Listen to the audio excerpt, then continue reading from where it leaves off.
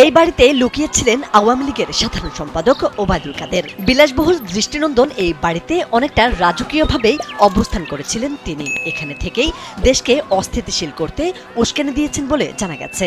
আওয়ামী লীগের জন্য ওবায়দুল কাদের আমরা তো পঞ্চে তাই হলো একটা আফসোস এখন আফসোস নিয়ে এসে আইসেন কিনা এসে আমরা সঠিক জানতাম না, মানে পঞ্চে মানুষের মুখ থেকে তাই নিয়ে আইসে। ৫ আগস্ট ছাত্র জনতার গণ অভ্যুত্থানের মুখে ভারতে পালিয়ে যান শেখ হাসিনা। এরপর থেকে তার এমপি, মন্ত্রী ও দলীয় শীর্ষ নেতাদের অনেকেই গ্রেপ্তার হয়, আবার অনেকেই কৌশলে পালিয়ে যায় ভারতে। তাদের মধ্যে অনেকের পালানোর তথ্য বেরিয়ে আসে বিভিন্ন সংবাদ মাধ্যমে। এর মধ্যে একেবারেই সন্ধান মেলেনি ওবায়দুল কাদেরের।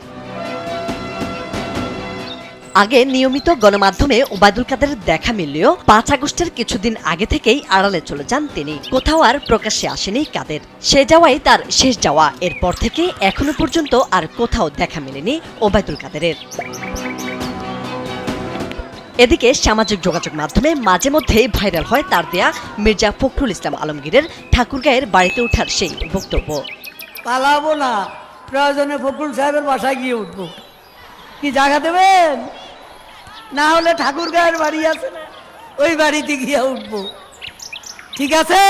পালাবো না বলে মাঠ কাঁপানো ক্ষমতাবান এই নেতা ঠিকই পালিয়ে যান, কিন্তু কোথায় গিয়েছেন, কবে গিয়েছেন তা সঠিক বলতে পারছেন না কেউ। তবে সম্প্রতি রহস্যে ঘেরা সিলেটের এই বাড়িতেই ওবায়দুল কাদের ছিলেন বলে গুঞ্জন উঠেছে।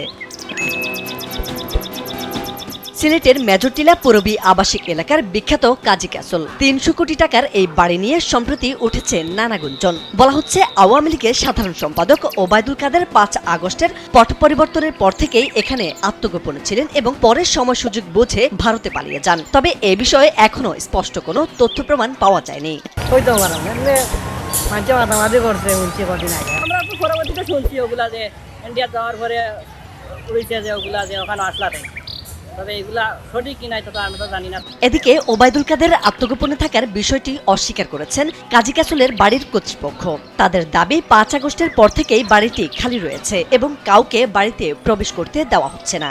এনএসআই আছে, ডিজিএফআই আছে, বিভিন্ন সংস্থা আছে, তারা জানে ওবায়দুল কাদের সাহেব কই আসুন কই না, কিলা আসুন কই গেছেন, এরপরে ও মানুষে আমার থাকতো আর কইলে আমার কি করি, কইলে তো কি করি, আমি কোনো প্রতিবাদ করি না।